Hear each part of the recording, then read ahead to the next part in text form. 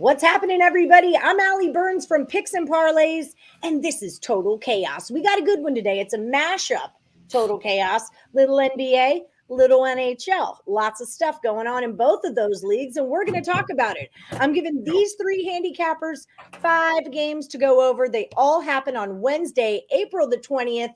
So get high and sit by and watch some basketball and hockey. With me today, I have Chris King at Betting Royalty. Chris, you're 8-7 in the Total Chaos ring. How you feeling about it today? Well, I had a bad week the last time I was here. That's when we had all those weird NIT games, if I recall correctly. So hopefully going back to the NBA and the NHL will be a return to better fortunes. All right. Well, good luck to you. Here we go. We've got Scott Steen. You're 13-15. You've made up some ground, friend. You had one bad week and you're pulling it back together. How you feeling, Scott Steen? Good. Doing what we can. You know, hockey's not my strongest sport, but we'll limp along and see if we can have another good week here. All right. Good old limp in. Reminds me of my poker days. Scott Ryshell, 13-17. How you feeling, friend? Fine. I didn't even know what my record was, so this is news to me. I know the last 2 times out here, I had one really bad showing. I think I went like 1-4. I think last time I went 2-3, so wasn't great, but is what it is. We'll bounce back. Still early, you know. Man who never limped in his life. Never saw a pout he wouldn't raise. All in every time. If you're looking for me, I'm Allie Burns. You can find me at Plus Money Honey. And if you're looking for some value, head over to Caesars Sportsbook. You guys want to check out the description of this video, or you can use the promo code MORNINGCZR. It's going to hook up all new accounts with up to $1,100 in first bet insurance. Okay, we're all about that value here, people, so don't miss out on it. Okay, let's get this party started. NBA and NHL Total Chaos. We're going to start in the NBA.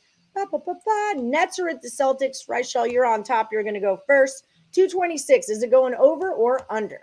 So for this one, I'm actually going to go a bit contrarian here. I'm going to go with the under. The game one had a total of 226.5. Game went over, but each team shot over 47% from the floor. I don't think that's going to happen again. And Boston really seemed to struggle when Claxton was brought into the game for center over Drummond. I expect to see less Drummond, more Claxton in this game. But 226 does seem like a number that a lot of people are just going to pounce on the over with because of Durant, Kyrie, and Tatum, of course. But at the end of the day, there has been some under money up to this point. It does seem a little bit trappy. I'm going to take the under. All right. I like it. I like it, contrarian play. Steen, you're up next. What do you say? I'm going to pounce on the over. These two teams, last time they played there in the playoffs, every quarter went 57 or better, except the last one. The games between these two teams, 5 games this season, they've averaged 230.8 points per game. Boston, 23-17 to the over versus winning teams. I'm convinced. Give me the Brooklyn Boston over 226. He's convinced, people. Chris King, are you convinced? You're the tiebreaker, over or under? I'm going to agree with Steen. If you look, 8 of the last 9 meetings going back to last season have gone over the total. Boston isn't the same without the Time Lord in the middle playing defense, so that's going to create some issues. 8 of their last 10 games going back to the end of the regular season also went over the number without Williams in the mix. I know Boston led the league in scoring defense, but there's too many weapons on the floor here. I look for it to go over. Okay, so Ryshell said it was contrarian for a reason. That panned out. Checks out. The other 2 went over. We're going to go 76ers at the Raptors. It's 216.5 for you, Scott Steen. Well, I got burned on this play last time. I had the over here as my play of the day, and they came out and pooped the couch in the second half. Put up just 90 points, including 43 points in the last quarter. Yikes. Sixers, they had 15 less shots than they did in game 1. They shot 4 less free throws. They still put up 112. They also had 14 turnovers after just 3 in the opening game. I think the Sixers have more in the tank. They shot 52 and 46%. Still managed just 112 points, and I think this one goes over the total as well. I'm getting sucked in again. A lot has been talked about Tybalt not being able to play since it's going to be in Canada. They haven't used him a lot in the first 2 games. He's played just 12 and 10 minutes respectively. I don't think they're going to be that big of a factor not having him around. I got the over here. All right, Chris King, what do you think about it? Sadly, I agree with Steen. I think it's going to go over. Scotty Barnes supposedly says his ankle feels better, so that'll be a big boost. Hopefully Gary Trent, if he does play, lasts longer than 10 minutes and quits committing 4 fouls while scoring no points. We saw Siakam and Anunoby and Van Vliet all go over 20 in that game. So if Barnes or Trent can play and contribute, it'll help out the Raptors on the offensive end. Philadelphia is Philadelphia. They've got a ton of weapons. Even when Harden doesn't shoot well, they still win. And I think this one's going to end up slightly over, somewhere in the low 220s. Ryshell, are we making it a hat trick, or are you going the other way? Does that describe your love life, Ryshell? Try to last 10 minutes and not foul out. I'm sorry, what? I missed the punchline. I said, does that describe your love life? Do you try to last 10 minutes and not foul out? I guess you can put it that way, but these games aren't going to handicap themselves. After he limps in. But yeah, go ahead. I'm going with the over as well to complete the sweep. 4 of the 6 meetings up to this point have had at least 223 points, and on top of that, Philadelphia offensively has been fantastic in this series. The Sixers have scored at least 28 points in 6 of the first 8 quarters. So it seems like they're just walking into 120 basically every game. I know that last game, fourth quarter, they kind of shut it down, tried to drain some clock, didn't work out. But I do believe you'll see points here. Barnes, if he doesn't play, then we know he's Toronto's best defensive player, so that actually might help Philly's offense. And Tybal, who is a terrible offensive player, he is their best defensive player. So even if he only plays 10 minutes, that's 10 less minutes that, they'll have a great defender on the floor. I like the over. If I think Philly has a shot to go for 120 in basically every game, then I expect Toronto to get to at least 100. I'm going to take the over. I just did a free pick video with Lee from ASA, and he was all about the Raptors +2 because the Raptors at home, it's been 3 seasons. It was the bubble season. It was the Miami season. And then it was this season. They haven't had fans in the stands. And this season, now they do. And he was all about the Raptors +2. So I'm just throwing that out for everyone else. Okay, Bulls are at the Bucks. It's a 225. Chris King, you're going first. Over or under? Well, we've seen how bad Chicago plays against good teams. I think they're 1-14 against the top 4 seeds in the Eastern Conference. I don't think Milwaukee's going to slog their way to 93 points like they did in Game 1. The Bulls can't match up well, and I think Antetokounmpo and those guys are going to be motivated to put up a better showing. I think it's going to end up over. Milwaukee's got too many weapons to put up a dud performance 2 games in a row. And I have no faith in Billy Donovan's defense after watching them play down the stretch, where basically it seemed like almost every game they were ending up over the mark. But the Bucks being 3rd in the league and scoring offense in the regular season, I'm going to look for this one to go over. Over we go. Okay, Ryshell, you're up. What do you think? I'm going with the under in this one. I do agree with Chris King's points that Milwaukee should play better offensively. The problem is, I'm not sure Chicago is going to do much against this defense. They should do better than they did in Game 1. But Chicago has scored less than 99 points in 3 of the 5 meetings this season. So Chicago might not even get to 100 in this spot, and that's going to make it really difficult to go over. Plus, if you want to go by trends, the under is 5-0 in the last 5 meetings in Milwaukee. But if this is going to go over, Milwaukee's going to do all of the heavy lifting. I think Chicago can do enough. We saw Caruso defensively really change some of the actual, tone of the game. So Chicago played better defensively. Milwaukee might get to 115. I'm just not sure Chicago's going to get to 100. I'm going to take the under. Steen, what do you think? I'm with Ryshell on this one. This is a Bucks team that does seem to find an extra defensive gear this time of year. Last season on the way to their title, they gave up 112 in the regular season. In the playoffs, they gave up just 104.7 to 4 pretty good teams in Miami, Brooklyn, Atlanta, and Phoenix. This year, very similar defensive numbers, gave up 112.1, but they have given up nothing to the Bulls all season long. Just 100.7 points per game in the 5 games this season, and 4 of those 5 have gone under. None of the games between Milwaukee and Chicago have featured Lonzo Ball, and that will be the case again tonight. And the Bulls, last year, they absolutely limped home offensively. They put up 110 or less in 12 of their last 16. I got the under, the 225 here. I agree with Ryshell. My Milwaukee could get to 115, 117, and still this game will go under the total. All right, beautiful. I watched DeMar DeRozan go for 50 and make everybody look stupid. He can still go for 50. The crap out of the Bulls. They were down so much in the first. I was like plus 16, plus 19, race to 10. I was like an in-play degenerate, but I cashed them all on that Bulls game. See what happens this time. Okay, so we're going to hockey. All right, NHL time. Avalanche are at the Kraken. We've got Ryshell up first for this one. The number 6.5. You probably don't get the Italy. Oh, wait, you do because we told you about it. Wayne's World. You do remember that. Yeah. Okay, what do you got for me? Over or under? So I'm going with the over in this one. They've played twice this season. Each meeting has had at least 7 goals. Colorado offensively, we know with McKinnon and company are unbelievable. They've been even better lately. The Avalanche are averaging 5.25 goals per game over the last 4.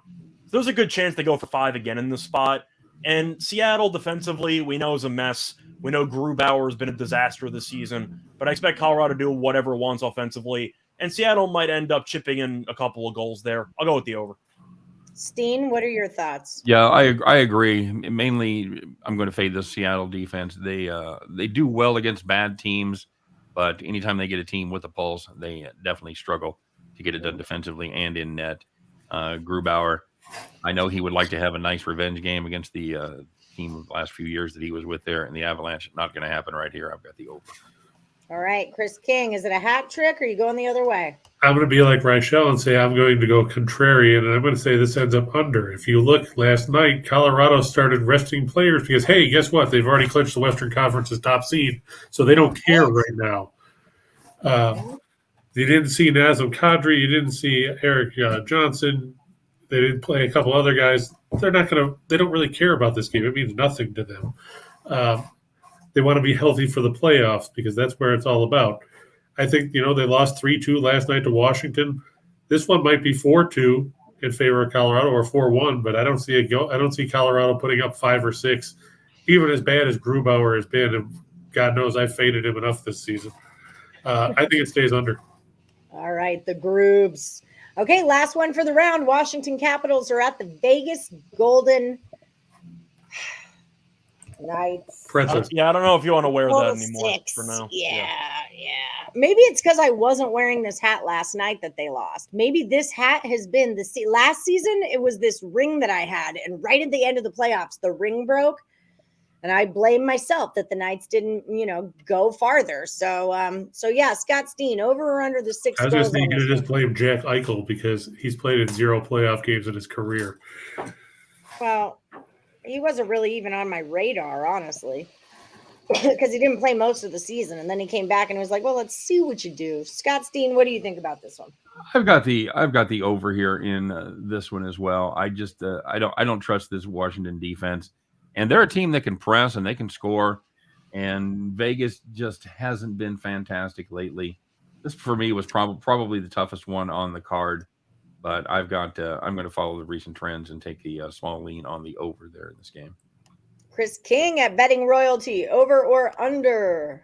I have no faith in either one of these teams. Like Scott said, you're looking at backup goaltenders basically because you've got Logan Thompson and Samsonov, who's been pushed out by Vanacek. With that said, we've seen that Vegas has all of a sudden forgotten how to put the puck in the net. I watched them hit the goalpost about 6 times in a 3-minute span in the second period yesterday against New Jersey. But they got blanked by Edmonton. They lost to the Devils 3-2. You look in recent games, the first meeting this year was a 1-0 game in favor of Vegas at the Capital One Arena. The previous meeting before that was a 3-2 game. I don't think you're going to see any more than that here. I don't care if Ovechkin's playing or not. It ends up under the number. All right, Ryshell, tiebreaker. What do you think? I'm going with the under as well. They scored 2 goals against New Jersey. You know how hard that is to do? And we said it when we went on air How today. many times did they hit the goalpost? Because I was going to say should count as half points. Well, goalposts don't even count as shots on net, so you're kind of alone on that one. But when I'm just saying they were close. When Steen and I brought the game up earlier in our show, we said that teams get off the bus scoring 3 goals against the Devils, and the Golden Knights couldn't do it. I just don't trust the offense. And you're looking at the Capitals. And at the end of the day, I do think they can do enough to limit the Golden Knights. It's a game the Golden Knights really need to have. So I do expect them to definitely bring it intensity-wise. I'm not sure that's going to matter. Too. Yeah, but Vegas has scored 2 goals in the last 2 games combined. I don't trust them to contribute much. By the way, if we're going to blame people for why Vegas is struggling, I'm blaming Peter DeBoer because I think he's a terrible coach. So I'm not going to blame Eichel. I just think DeBoer's not very good. Okay. Well, I'm just glad it's not me anymore. So that's fantastic. At least I'm not the reason. Yeah, I feel like every time we talk about the Knights, they're in a must-win situation, and yet they like don't win. So there's Hey, that. fun. You shouldn't have fired Joel. I'm going to butcher the pronunciation. It's Gerard Gallant. Gallant. Thank you. Sorry, I Gallant like or Gerard Gallant? Gallant, and I didn't fire him. That wasn't on me. Don't put that on me, Ryshell. I can only deal with so much pressure. I did not fire him. I didn't I'm even saying get a memo. if he was the coach, you'd be in the playoffs right now. That's all I'm saying. Duh. Yeah, 100%. Okay, so let's do a little bit of recapping, and let me tell you where you can find these guys. So Scott and Scott, you have a show called Back to the Window with Scott and Scott. It's at 3 p.m. Eastern every single day. Scott, Steen, tell the people a little bit about the show. We basically have a lot of fun. We break down yesterday's action, talk about what went right, what went wrong, talk about some of our favorite plays of the day. Of course, we interact with our audience in real time and take their questions, comments, and find out what they're playing and any questions that they might have. And and we try to have just a few laughs along the way and make that 45, 50 minutes go as quick as possible for you. It's a beautiful thing. Scott Ryshell, you are the other Scott on Scott and Scott, but you are kind of a Twitter maniac, putting out all your stuff. You really like to tweet the things. Tell people what they'll find when they follow you on Twitter at Ryshell Radio. It's mostly rants and, in my opinion, witty observations, but that varies depending on who you talk to. But besides that, yeah, definitely been a fun time in sports. A lot of playoff action. You got the hockey regular season ramping up. Unfortunately, the favorites didn't all win yesterday, so the streak had to come to an end. But either way, you can find me just breaking down some sports or some opinions there, and got the daily pick every single day, which has gone pretty well. I believe somebody was keeping tabs that I'm 17-3 in my last 20 free picks, so hopefully that continues, and I'm looking forward to it. So yeah, a lot of sports, a lot of fun. Actually, no. Someone in my comment section down below is like, "You're 17-3 in the last 20." I'm like, I'll take your word for it. So thanks. Yeah, ship it. All right. Well, you guys can find Scott and Scott Monday through Friday at 3 p.m. Eastern on the Max Wagers Network, or subscribe to Winners and Whiners. And that's where you're going to find Chris King also. Chris King does a show called Just Parlays. I lost your little thing, Chris King. Oh my gosh. I feel so bad. There it is. That's right. All is well. I've got this. Tell the people what you're doing at Just Parlays every day at 2 p.m. Eastern. Well, I mean, we break down what we think are the top games of the day. Then we put up parlays, 2, 4, 10 teamers. People mix and match. They put out what they think, ask us what they think about their options. We've had some big winners over the course of time. Usually when Steen doesn't play is when we get big winners. And then when he plays, all the small ones come in and all the big ones decide to have teams like Vegas lose. But, we have a good time. I've been with Jim Williams. He's been my co-host since we started, but he'll be exiting at the end of the week. So it'll be myself and Steen at 2 Eastern. So Steen will be on, taking up the entire screen of people from 2 to 4 Eastern time. Get it. Beginning next week. All right. That's a beautiful thing. Y'all let me know if you need anyone to help out and fill in. I'm always down to have a camera in my face and talk about sports into it. Okay, so let's do a little recapping. I want to remind everyone about the promo code MORNINGCZR. That's going to get you up to $1,100 in first bet insurance, or just check out the description of the video and click on the link. Also, like, subscribe, ring that bell for notifications, ring it for Max Wagers Network for picks and parlays, and definitely subscribe to the Winners and Whiners channel on YouTube. Here we go with the recap. We're starting with the Nets at the Celtics. It's a 226. Ryshell's going under, but the other two are going over. Sixers at the Raptors, 216.5. Steen's over, King's over, Ryshell's over. We call that money in the bank. Bulls are at the Bucks. It's a 225. We've got Chris King going over, but the Scots take it under. Avalanche at the Kraken, 6.5. Chris King goes under, but the Scots are taking it over. We've got the Capitals at the Vegas Golden Knights. Scott Steen goes over. Chris King under. Ryshell under. That's how we're playing this round of Total Chaos. Thank you guys so much for joining me. It's always a blast. And like I always say, may the best capper win. Good luck. Thanks, Ellie. Thank you.